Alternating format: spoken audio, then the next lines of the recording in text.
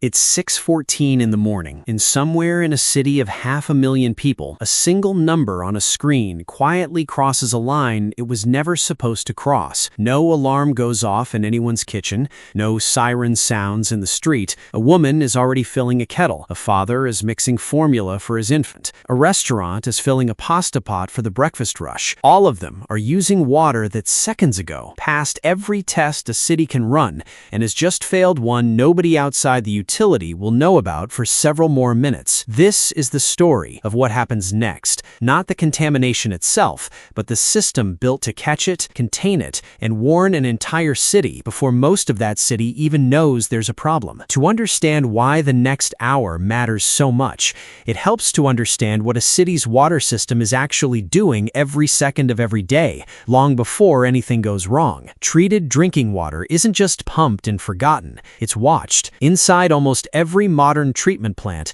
sensors sit directly in the water's path, checking a small set of numbers over and over, sometimes every second. Chlorine residual, the leftover disinfectant that keeps bacteria from regrowing on its way to your tap. Turbidity, a measure of how cloudy the water is, because cloudiness can hide pathogens from disinfection entirely. pH, pressure flow rate. None of these numbers tell an operator exactly what's in the water. What they tell the operator is whether the water is still behaving the way safe water is supposed to behave. That distinction matters because it explains why the system can respond to a threat it hasn't even identified yet. It doesn't need to know what's wrong, it only needs to know that something is. Which brings us to 6:14 a.m. and the number that just moved. At a monitoring station downstream of the main distribution line, a chemical sensor logs a chlorine residual reading that's dropped further and faster than it should have. On its own, that reading could mean a dozen boring things: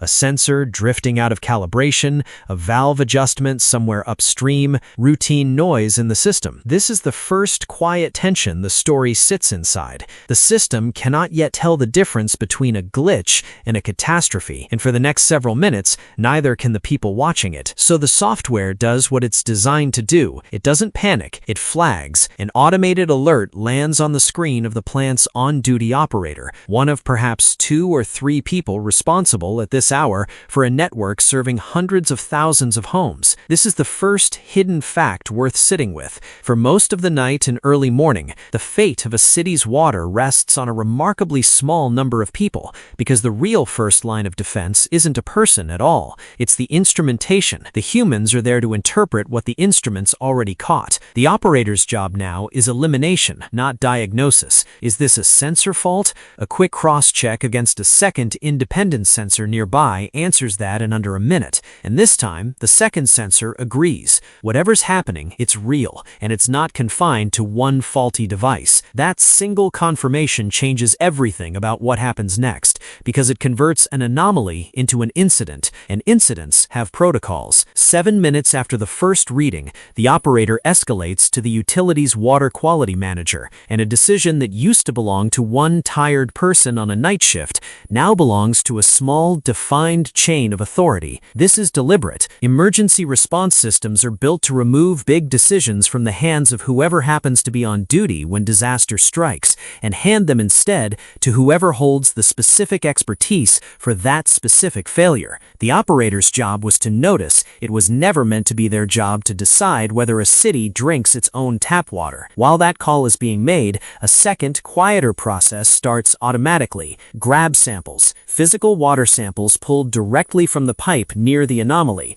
driven or rushed to a lab for direct chemical and biological testing. Sensors can tell you something changed. Only a lab can tell you what changed and how dangerous it actually is. This is where the story's central tension lives, between speed and certainty. Full laboratory confirmation of a contaminant can take hours, sometimes longer. A city cannot wait hours to protect itself, so the system is built around a deliberate compromise. Act on strong suspicion first, and refine that action as certainty improves. By the 20-minute mark, that compromise produces its first visible consequence. The water quality manager, working from the sensor data, the failed pattern, and preliminary field test strips that can at least rule out or confirm a handful of likely suspects, makes a call that will ripple through the entire city within the hour. Issue a precautionary advisory now, before before the lab results are finished, rather than wait and risk thousands of additional exposures in the meantime. This decision reveals something most people never think about.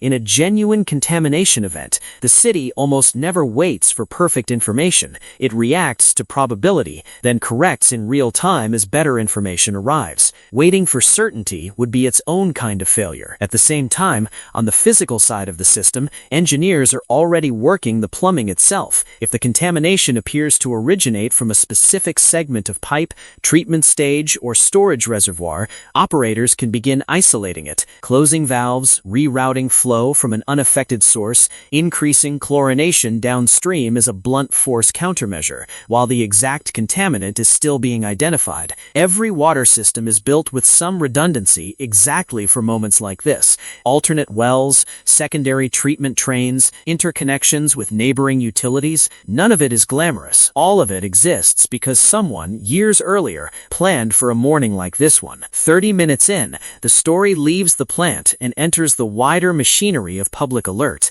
A boil water advisory, or in more serious cases, a full do not use order, doesn't just appear on the news. It travels through a chain that utilities, health departments, and emergency management agencies have rehearsed, often literally in tabletop drills. The state's drinking water regulator is notified because contamination that could affect public health is a mandatory, often legally required report, not something a utility is allowed to quietly manage on its own. Local media outlets receive the notice simultaneously. Wireless emergency alerts can be pushed directly to phones within the affected service area, the same channel used for tornado warnings and Amber alerts, repurposed here for a threat you can't see, smell, or feel until it's already inside you. This is the moment the public officially enters a story that's been unfolding invisibly for half an hour already.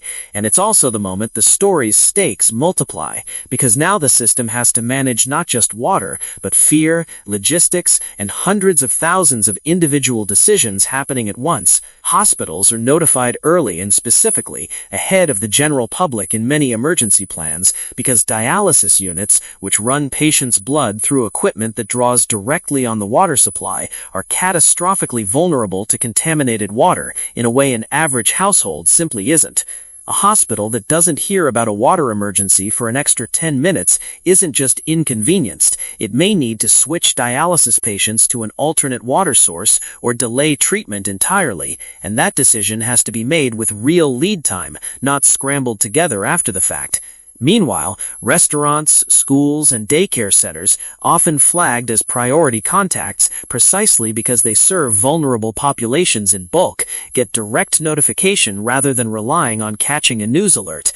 A single tainted batch of infant formula mixed with contaminated tap water can affect dozens of children before any adult realized the water itself was the problem, which is exactly why these institutions sit near the top of most notification trees, not the bottom.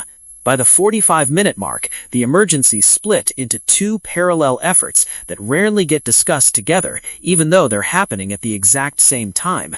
One team is still fighting the contamination itself, testing, isolating, treating. A second, entirely separate team is now managing the human response to that contamination, coordinating bottled water distribution points, briefing emergency management officials, drafting public messaging that has to walk an exceptionally fine line. Too vague, and people underestimate the risk and keep drinking the water. Too alarming, and a city panics before officials even know the true scope of the problem. That balance is harder than it sounds, because at this point in almost every real event like this, uncertainty is still the dominant condition. Officials often know that something is wrong before they know exactly what or exactly how far it's spread. This is why early advisories tend to be broad rather than surgical. It's safer to overwarn a wider area and narrow it down later than to underwarn and miss a household that's still drinking contaminated water an hour from now. As the 1-hour mark arrives, the preliminary lab results begin to come back, and this is where the story either narrows sharply or widens further. If the results confirm a specific contaminant, a specific chemical, a specific bacterium, the response becomes precise. Officials now know exactly what they're protecting people from and can tailor guidance accordingly, because boiling water neutralizes some threats and does absolutely nothing against others. If the results are still inconclusive, the advisory holds in its broadest form until more data arrives, because caution costs convenience, but a wrong guess costs far more.